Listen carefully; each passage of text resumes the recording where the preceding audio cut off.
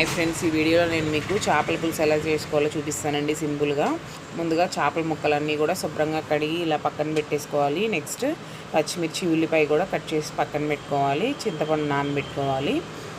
తర్వాత స్టవ్ వెలిగించుకుని బాండీ పెట్టుకుని ఆయిల్ హీట్ చేసుకోవాలి. ఆయిల్ హీట్ అయిన తర్వాత ఇందులో పోపు దినుసులు, ఆవాలు, జీలకర్ర సరిపోతుందండి.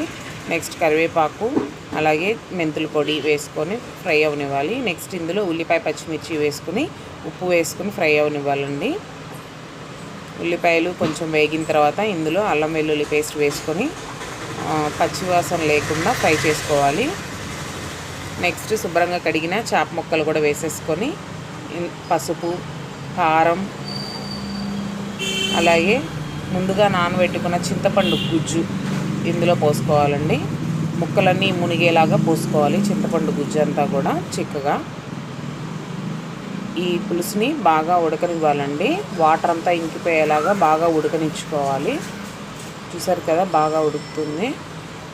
ఇంకా ఈ వాటర్ అంతా కూడా బాగా ఎగిరిపోవాలండి. మూత పెట్టుకొని కాసేపు ఉడికించుకుందాం. చూసారు కదా, చిక్కబడిపోయిందండి. సర్వింగ్ బౌల్లోకి తీసేసుకుందాం. ఎంతో రుచికరమైన చేపల పులుసు రెడీ.